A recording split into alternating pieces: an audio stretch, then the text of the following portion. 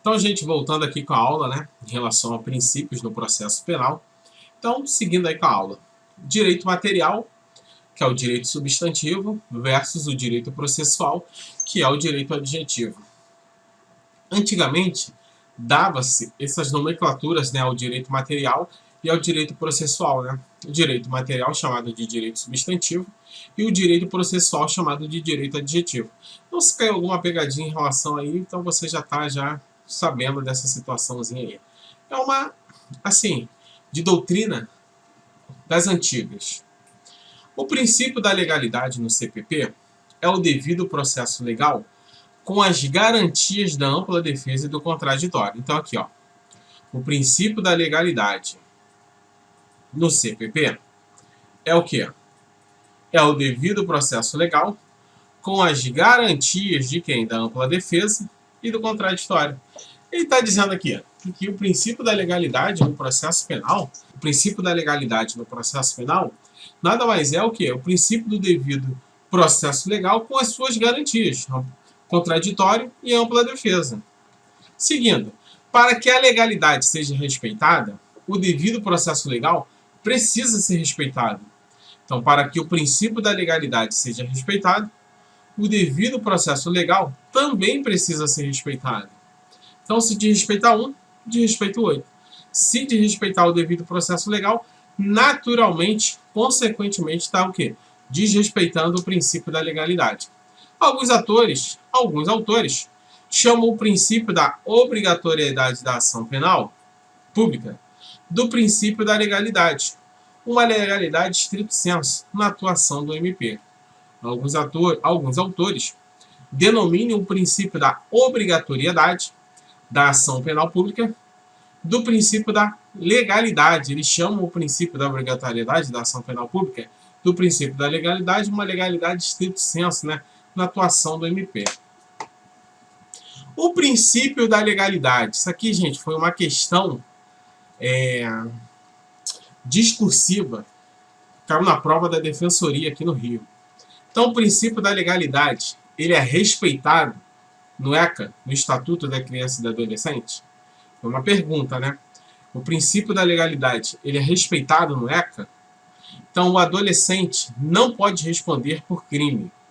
O adolescente, ele não responde por um crime. Beleza. Ele responde a fato análogo ao crime. Ele não responde pelo crime. Ele responde por um ato infracional análogo. Então, ele responde por um ato infracional análogo àquele crime. Então, ele não responde por um crime, mas sim por um ato infracional análogo. Deixa isso bem claro. O adolescente. Não é crime sem lei anterior que o defina. Está lá no artigo, né? Não há crime sem lei anterior que o defina. Então, não há crime sem lei anterior que o defina. E nem pena sem prévia combinação legal. Então, está aqui o princípio da legalidade, né? Não há crime sem lei. Princípio da legalidade. Precisa o quê? Precisa de uma legalidade, né? Precisa de uma lei anterior para quê? Para que seja punido daquele fato. Então, o ECA respeita, assim, o princípio da legalidade. Embora que o menor, o adolescente, não cometa crime, ele cometa um ato infracional análogo àquele fato cometido por um crime, embora não esteja previsto os atos infracionais como tipos autônomos, o ato infracional está associado a um tipo penal. Então, um ato infracional, ele está associado o quê? A um tipo penal. Mesmo que seja o quê? Um fato infracional análogo. Ele está o quê? Ele está associado a um tipo penal. Então, é o quê? Ele cometeu aquele ato infracional. Então, é um ato infracional análogo àquele crime. E aquele crime está previsto no tipo penal. Agora, a sanção a ele aplicável não é uma sanção penal. O máximo que se pode aplicar ao menor infrator é uma medida socioeducativa prevista no ECA.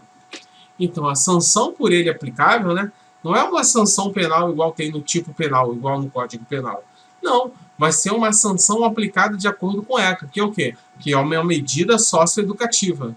Logo, o ECA respeita, assim, o princípio da legalidade, embora não esteja previsto como um ato infracional, como tipo autônomo, né? mas o ato infracional está associado a um tipo penal. A transação penal viola ou não o devido processo legal? Então aqui foi uma outra questão, né? Uma outra questão. Então a transação penal, ela viola ou não o devido processo legal? Porque a transação penal é um meio rápido, né, para aqueles crimes de menor potencial ofensivo, né, ter o quê? Uma transação rápida, uma transação penal, para não ter todo um custo ali, né, com o judiciário.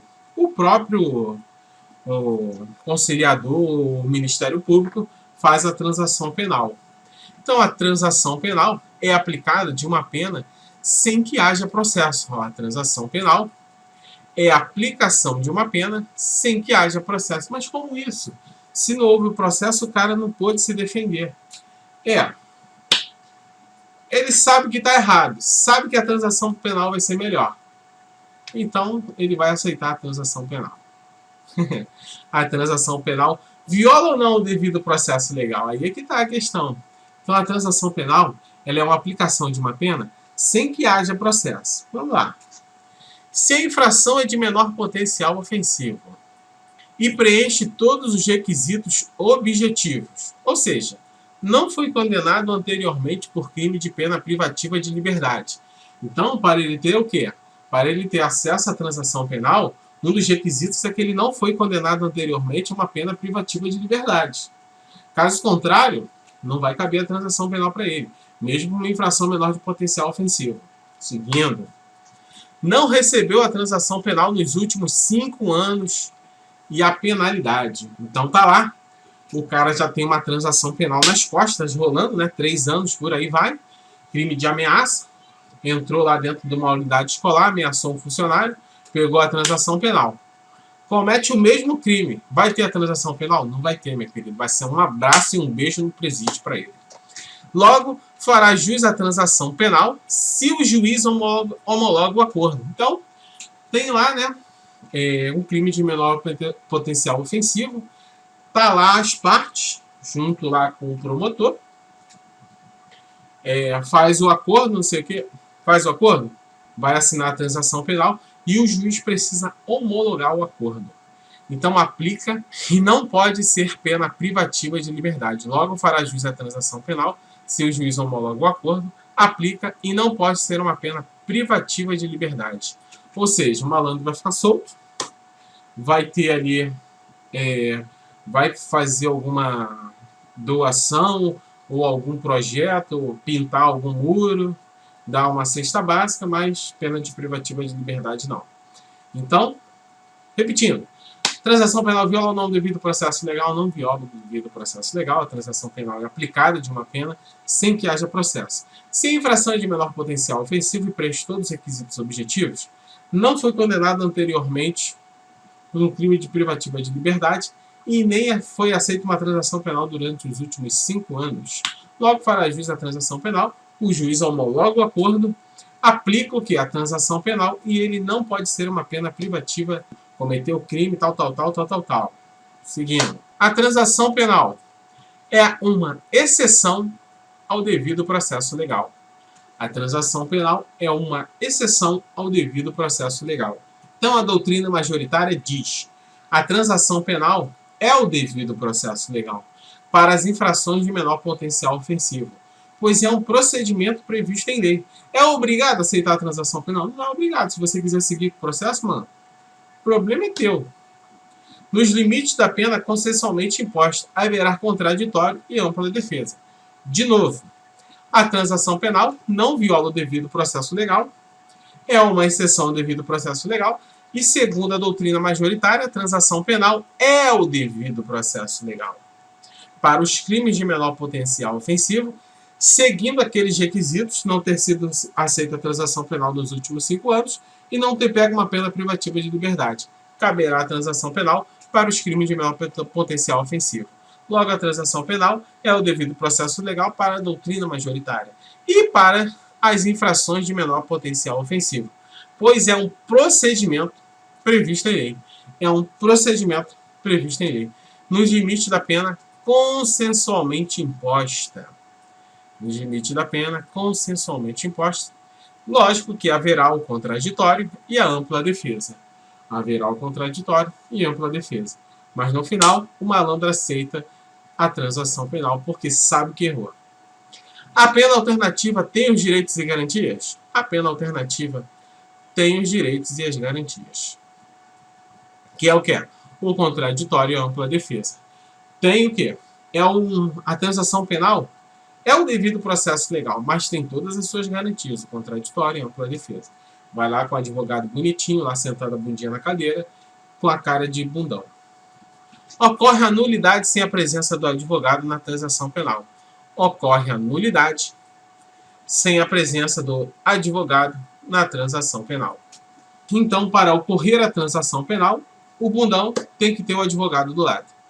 Caso não tenha o advogado do lado, pode ocorrer a nulidade da transação penal, pois prevê o mínimo, que é o contraditório e ampla defesa, porque a pena alternativa tem os direitos e as garantias previstos em lei.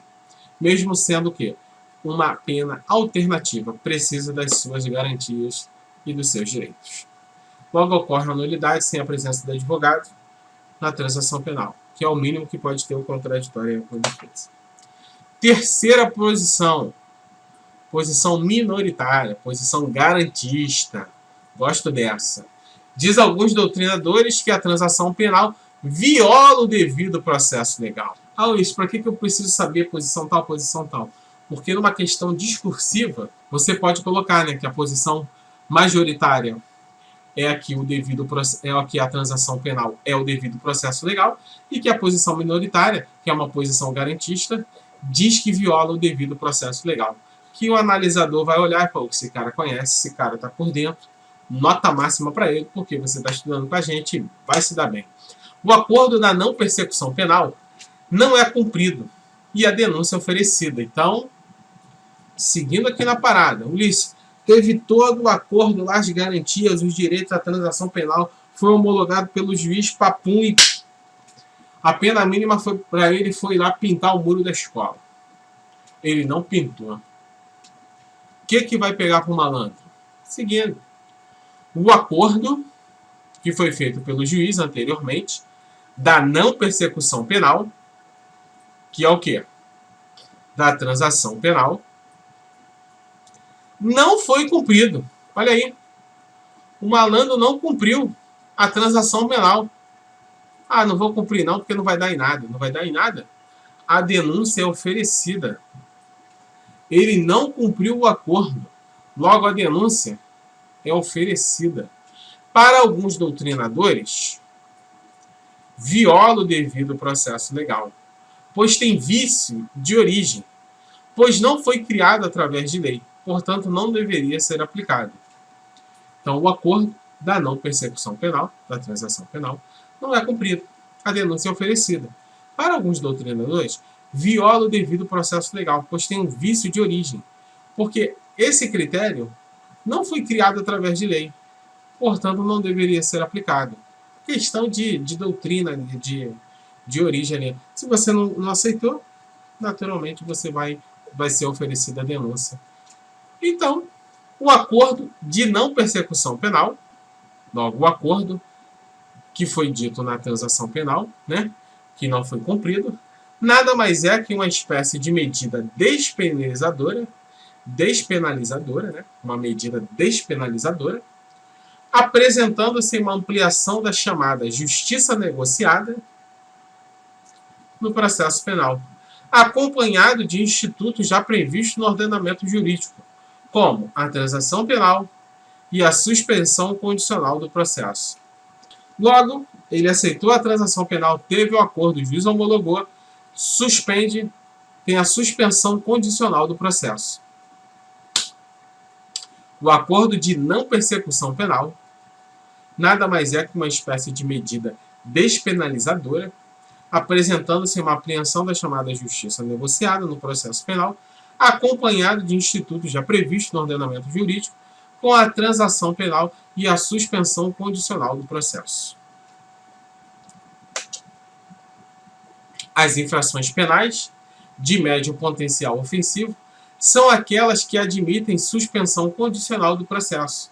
Então, as infrações penais de médio potencial ofensivo são aquelas que admitem a suspensão condicional do processo. Então, vamos botar aqui as infrações penais de médio potencial ofensivo, né? De menor potencial ofensivo, são aquelas que admitem a suspensão condicional do processo, pois tem pena mínima igual ou inferior a 1 ano. Pois tem a pena mínima igual ou inferior a 1 ano. Pena mínima igual ou inferior a 1 ano. Mas não são julgados pela justiça comum, já que a sua pena é superior a 2 anos. Já que sua pena máxima é superior a 2 anos, mas são julgados pela justiça comum. Então, voltando aqui.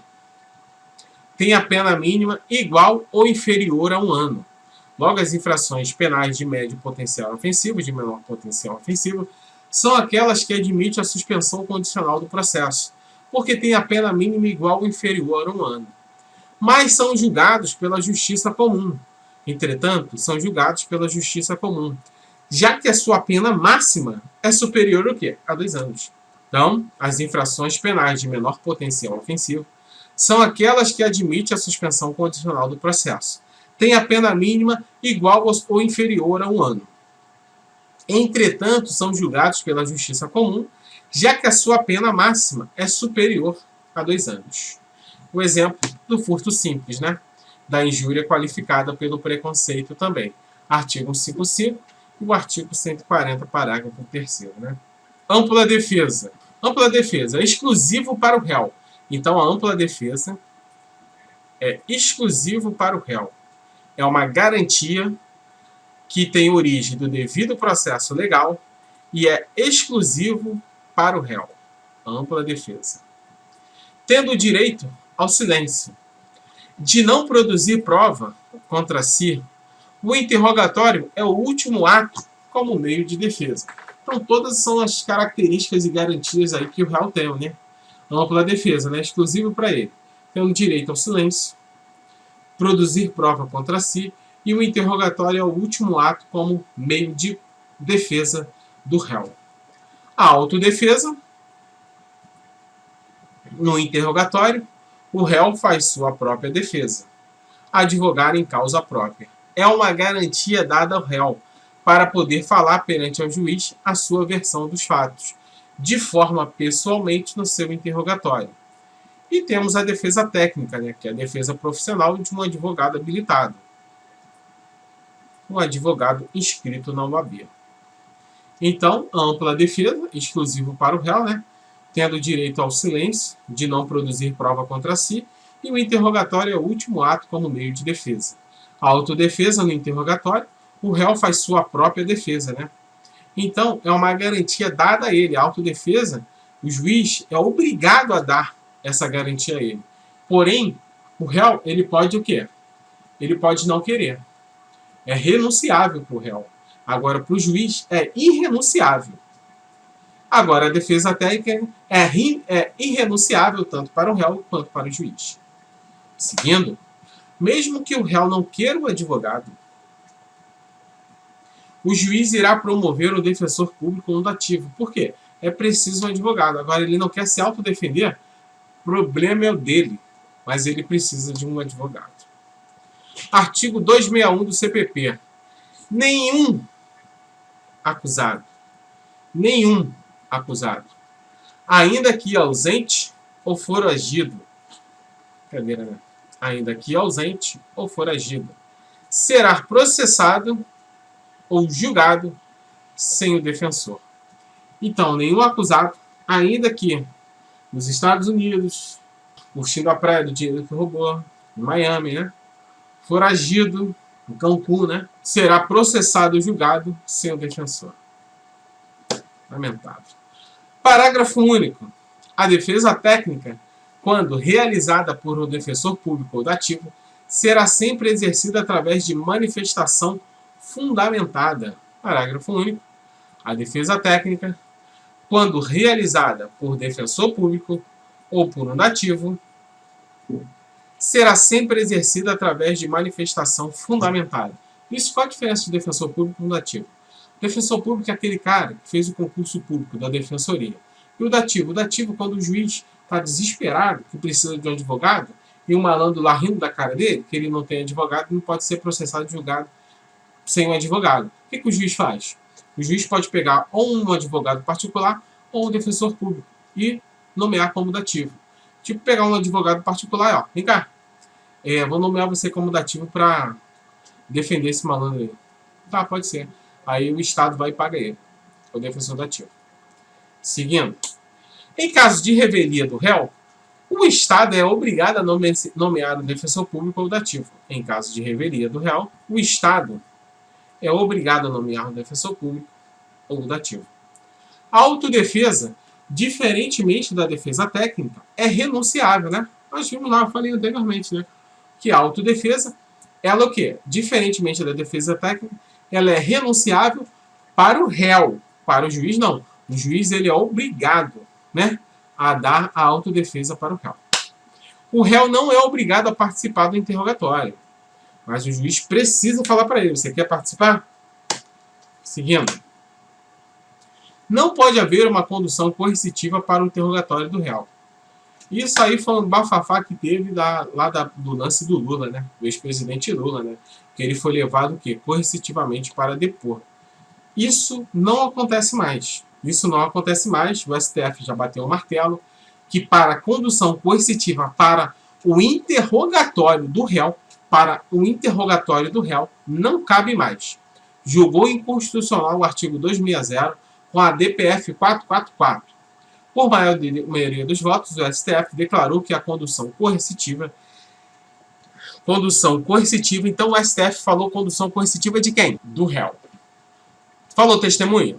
Não, então da testemunha cabe. Você foi testemunha, então você, policial, vamos lá, mano. Pode vir. Entendeu? Ele falou do réu ou investigado para o interrogatório. Não falou testemunha. Então, a condução coercitiva não cabe para o réu ou para o investigado para o interrogatório. Para a testemunha cabe? Cabe. Constante do artigo 260 do CPP. Não foi recepcionado pela Constituição. A decisão foi tomada no julgamento das arguições de descumprimento de preceito fundamental. Por quê? Porque se usa uma arguição de descumprimento de preceito fundamental. Nós vamos ver isso constitucional. É porque o CPP ele é antes da Constituição. Se ele é antes da Constituição, se ajuiza uma DPF. Quando é depois da Constituição, é uma ADI. Então temos uma DPF aqui, 395444, ajuizada respectivamente pelo Partido dos Trabalhadores e pela Ordem dos Advogados. O emprego da medida, segundo entendimento majoritário, representa restrição à liberdade de locomoção e viola a presunção de não culpabilidade. Foi um grande martelo aqui em relação a essa DPF aí, né? Representa a restrição à liberdade de locomoção e viola a presunção de não culpabilidade. Por quê? Porque vai ser conduzido coercitivamente se ele é réu, se não foi transitado em julgado ainda. Por que isso tudo? Sendo, portanto, incompatível com a Constituição Federal. Seguindo, pela decisão do plenário, o agente ou autoridade que desobedecerem à decisão poderão ser responsabilizados nos âmbitos disciplinar, civil e penal. Então, você aí, né, que está estudando com a gente, vai passar para a prova da Polícia Federal, para a prova da Polícia Civil, já sabe que não pode conduzir um malandro, réu ou investigado coercitivamente, porque senão você pode pegar uma disciplina, pode ser responsabilizado aí em âmbito disciplinar, civil e penal. As provas obtidas por meio de interrogatório ilegal,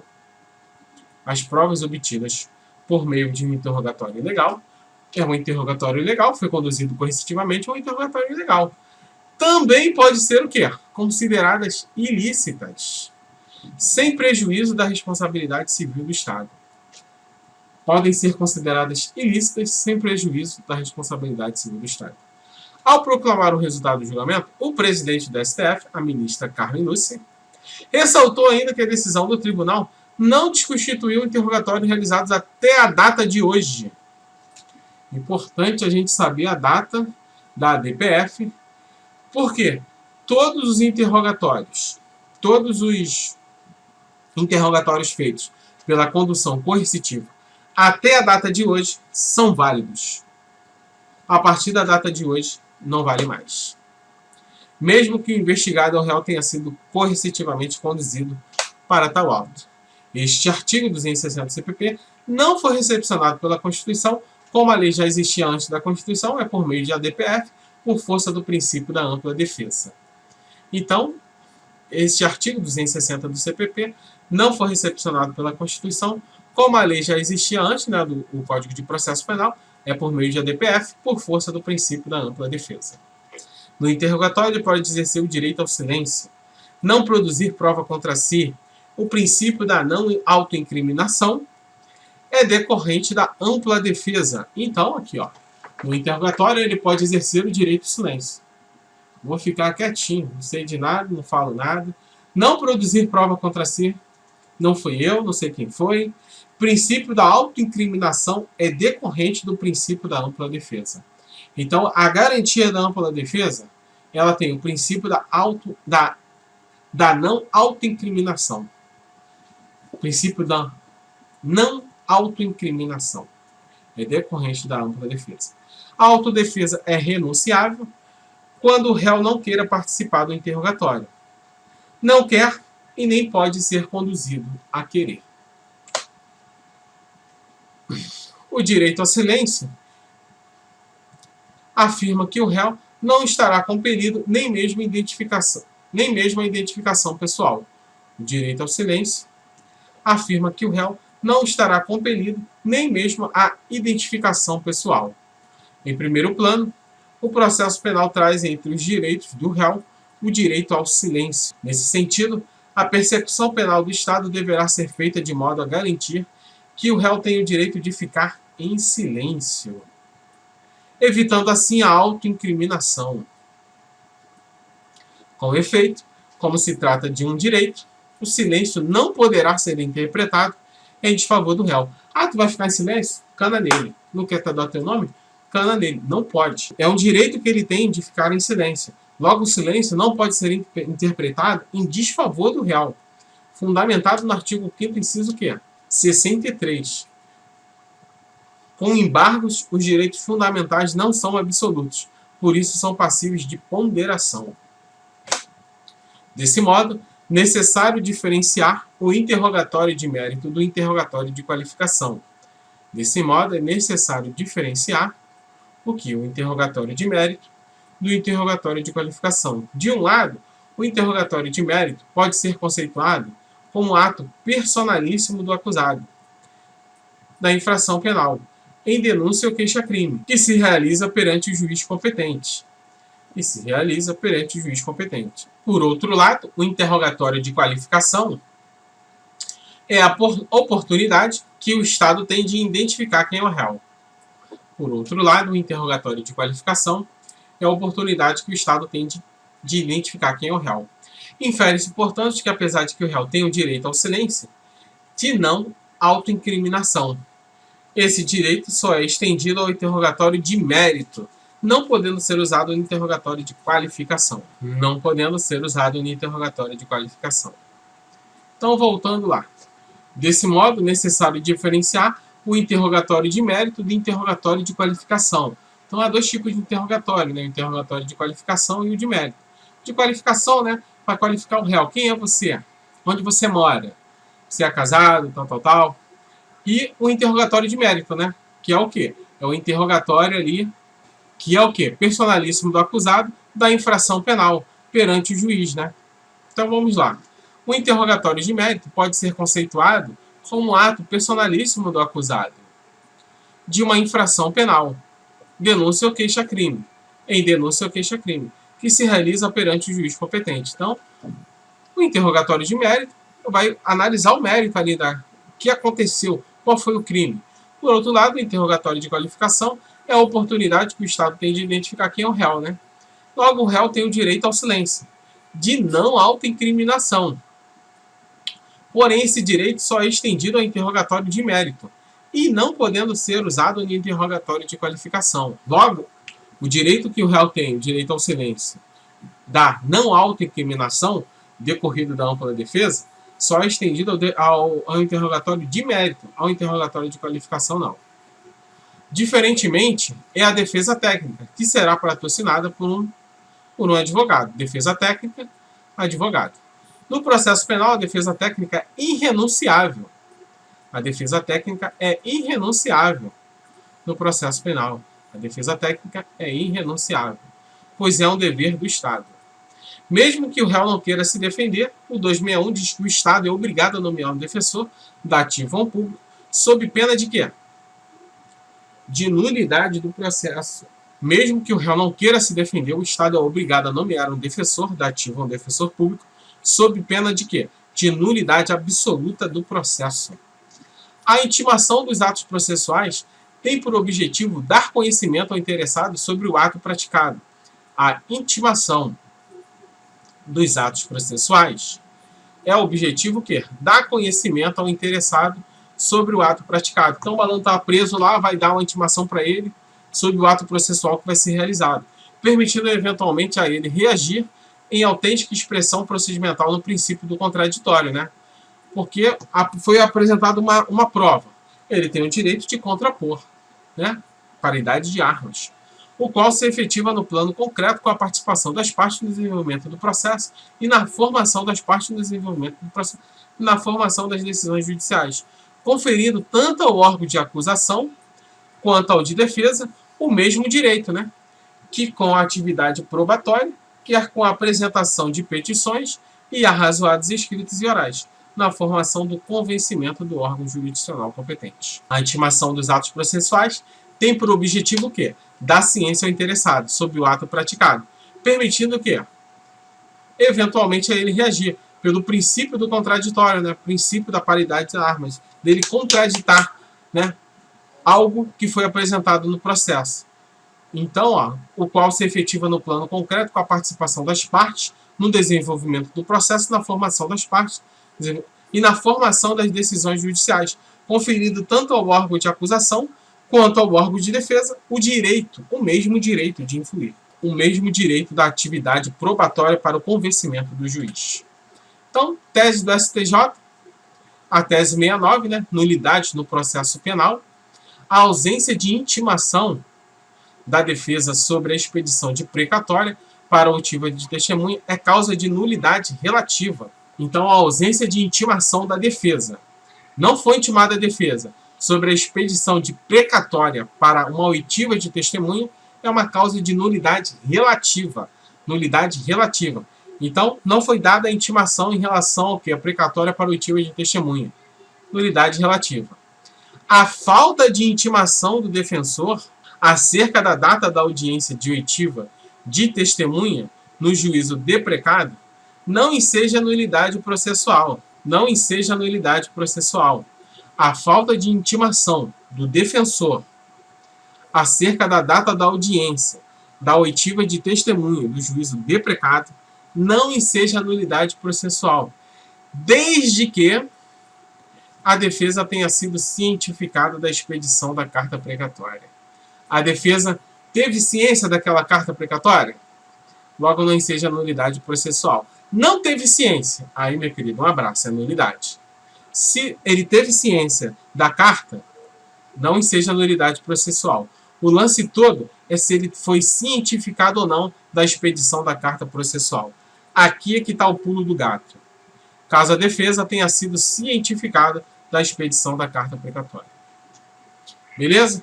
Então, o princípio das partes vai ficar para a próxima aula, para não ficar muito grande. Para você que gostou, deixe seu like, se inscreva no canal. Não sai daí não. A gente volta já.